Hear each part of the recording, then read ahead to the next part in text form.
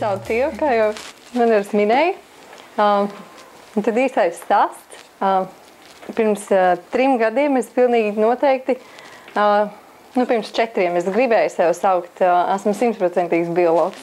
Bet tur negāja līdz galam gludi, jo mācību procesā, studējot Latvijas Universitātes bioloģijas fakultātē, jau bakalaurā man paslīdēja kāja tā, ka varētu pastrādāt, kaut kur papelnīt naudu, tāds kārdinājums.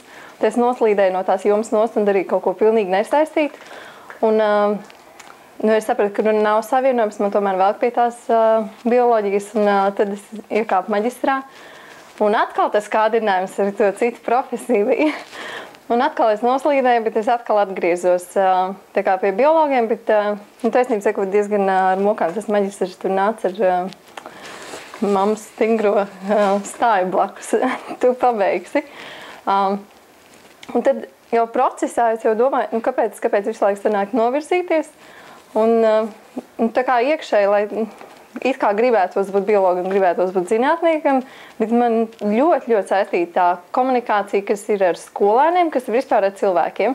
Un tad universitātē jau papildus mācībām apzināti tika pašpārvalde apgūta un vadīta, un mēs arī vadījām jauno biologu skolu, kur ar tiem skolēniem tā rītīgi pēni sanāca komunicēt, un arī viņus nedaudz tā kā izglītot, bet tas bija citādāk.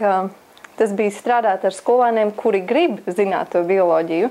Un tad beidzot maģistrs nokļuvu foršā vietā, taisnība sakot, palīdzot radiem, bet es ar savu maģistra diplomu kļuvu par augsto ēdienu pavāru, jo man sanāk gatavot. Un pastrādājot pusgadu, es atkal nonāku pie slēdziena, nekā nebija. Ka gribas darīt kaut ko tādu, kas ir saistīts vairāk ar smadzeņu darbību un kustināšanu. Darbam nav nevainas, bet es tā kā sevi neredzu šajā jomā, un noteikti ir kaut kā jāmēģina iet, kur varētu sasaistīt pirmkārt savu bioloģiju un otrkārt strādāt tomēr ar cilvēkiem. Un es jau dzirdēju par iespējamo misiju jau pašā pirmajā iesaukumā, kad tas vēl bija bakalauros, kad bija iespēja tā kā pieteikties, bet tad es pat atceros to domu, es atceros, ka tika prezentēts šāda iespēja, uz šito kādreiz varētu pieteikties. Un nepagāja 5 gadi, kad tu sev nomotivē un es atradu īsto tā kā ceļu. Un tā es nokļuvu iespējamā misijā. Un tad uz atlasi tika piedāvāts pāris skolas. Un braucot mašīnā kopā ar vadītājiem, misijas biroju, es atceros, man tas teksts, šitā skola tev ir īstā, tev tur jāpaliek ir. Un tā mēs viesojamies Jelgavas Spīdolas ģimnāzijā, kas ir viena no es teiktu, latviskākajām un patriotiskākajām skolām Latvijā. Un direktori arī teica jāvārdu. Un tā es tiku tur. Un vienīgais, kas varbūt atturēja, man bija jautājums, man tur jāmāc, man piedāvā nevis bioloģiju, mēs tev nedosim bioloģiju. Mums ir pašiem savu foršu skolotāji. Un viņi ir tiešām forši. Mēs tev dosim dabaszinības, tu mācīs ķīmiju, fiziku, bioloģiju kopā. Un nav jau tā, ka tas viss nav skaidrs, bet tā nav tas nav tavs zirdziņš, jājums zirdziņš. Un tas bija, manuprāt, to 2 gadu laikā lielākais izaicinājums. Ja es sākotnēji baidījos, kā tur es komunicēšu ar tiem skolāniem, jo es dabūju, ja tās ir dabaszinības, tad tā ir vidusskola ģimnāzijā. Un kā tas būs ar tādiem pieaugušiem cilvēkiem, būt vienā līmenī. Bet tas izaicinājums izrādījās pilnīgi cits, īstenībā pieņemt to fiziku un ķīmiju kā savējo lietu. Un, ja iepriekš tā kā tika mērķēts, vai kaut kādas, mums no skolas tāds uzstādījums ir diezgan, kad ir jābūt papildus sasniegumiem ārpus stundām.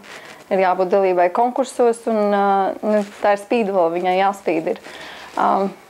Un es bezkaunīgi atļāvos tos visus 2 gadus tiešām nopērties ar tām dabaszinības stundām, lai viņi nāk tiešām ar prieku, lai viņi uzdod jautājumus un lai viņi jūtas brīvi tajās stundās. Un pašā sākumā, iespējamās misijas atlases laikā vēl arī es atceros, man jautāju jautājumu, ko tu gribi tur sasniegt.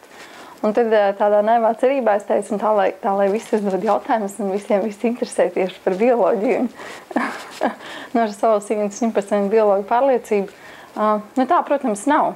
Nu, protams, ka tā nav. Un ko man šogad paziņoja, man varbūt grūtāk kontaktziņā vienas klases cilvēks, skolēns. Viņš teica, paldies skolotāji, ka tad, kad es jums pateicu, ka man pilnīgi neinteresē tas, ko jūs te mācat, un kas tas ir, ka jūs pateicāt, ok, man nav iebildumu. Un ka tas lielākais sasniegums ir bijis arī, ka viņi paliek tajās stundās kaut vai tāpēc, ka viņi nav uzspiesti tur būt. Un tas ir tas man pašai viss tas siltākais, ka tas nav bijis piespiedu kārtā. 2 gadi cauri bija, un te nu bija izlaidums. Un es palieku skolā, jo es paņēmu atzināmo klasi apzināti otrajā gadā, jā. Un es sapratu, ka, ja tu paņem 10, tad vēl 2 gadi pa virsu būs. Fantastiski, nevienā brīdī nenožēloju šo izvēli. Ir bijuši jautājumi, ko jūs skolotāji šeit darat? Kaut kur citur maksā vairāk. Jā, maksā vairāk, bet tie cilvēki, tā komunikācija un tas, ko beidzot var darīt pēc šiem 2 gadiem, ka tu vari beidzot pievērsties nevis tām stundām, bet jau virzīt kaut kādus projektus. Un varbūt tās nav olimpiādes, jo es neesmu ar viņām saistīta, bet tie ir projekti, jo mēs esam uzsākuši sadarbību ar vides pārvaldu un ar Ludo un Brain Games, jā. Cerams, ļoti veiksmīgi arī viņi turpināsim par spēļu izveidi.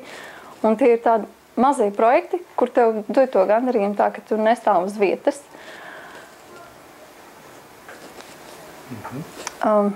Jā. Jā.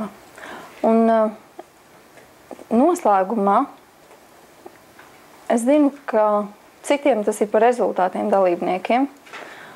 Man nav kauns teikt, ka man tas bija tikai un vienīgi par emocijām un par kontaktu ar cilvēkiem. Iespējams, tas bija mana problēma. Un es baidījos, kā tas ir, jo es labprātāk esmu viena pati ar sevi, nekā uzturos daudz pieaugušu cilvēku klātbūtnē.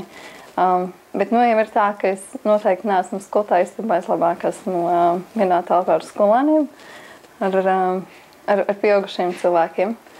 Un, jā, tas ir pārkāpts pāri, viņi nāk un stāst, un es ar viņiem runājos. Un, jā, tas ir pats foršākais, kas ir īstenībā sasniegts. Jā. Nu, kas bija tas kaut kāds brīdis, kāds izpaudās, ka tev bija pašai tā kā jāmainās, jo skaidrs, ka tas arī, ko mēs atlasē vērtējam, mums cilvēks spēja mainīties un gatavam redzēt kaut kāds konteksts un skaidrs, ka tas ir izaicinājums tam, ka kāds varbūt tās to vairāk var pastāstīt to, nezinu, mainīšanās procesu, ko kāds skolēni to novērtē vai beigās pat. Tās izmaiņas notika jau pirmajās skolas dienā. Nevis pirmajā, tā kā 1. septembris, bet pirmajā dienā, kad bija stundas, jo 1. klase ienāca. Un 1. klase ienāca vai 2. un es izdarīju ļoti lielu kļūdu. Es mēģināju būt tas, kas es neesmu. Es mēģināju būt bargā kundze, tagad būt noteikumi un līdzīgi. Un tā kā apkārt sev uzcelta sētiņa, un tu tur stāv priekšā. Un tā kā tā 1. stunda uzbūvējās, tā viņa ir uzbūvējusies jau šos 3 gadus, man ir sliktākās attiecības. Nu, ja tās vispār var būt sliktas, tad sliktākās attiecības tieši ar to klasi. Es pēc tās pirmā sapratu, ka nebūs mēģinājumu, un tās lielākais pārmaiņas jau notiks, teikšu, tajā 1. dienā. Es stāvu un man trīc kājas, man trīc lūpas, sakot labdien, ka tur ir ienākusi 12. klase, kas ir viena tāda paša gandrīz kā tu. Un es stāvu un saprotu, ka es nevaru parunāt, jo viss skratās. Un es saku, es atvainojos, man ļoti trīc lūpas, nevaru jums parunāt. Un, protams, ir šāda pat reakcija, kā no jums, ja tu kaut ko ļoti atklāti pasaki, tev ir pilnīgi tāda pat reakcija atpakaļ. Ja tu vēlies kaut kā aizrādi ar smaidu, un tu dabūsi neaizvainojumu vai nedusmu reakciju, tu dabūsi normālu reakciju atpakaļ. Un tas ir tas, kas tika arī šos 2 gadus tā kā trenēts. Vienkārši pat tajā brīdī, kad tev gribas aizsargāties, būt patiesam un mēģināt sarunāt, jo visi var sarunāt.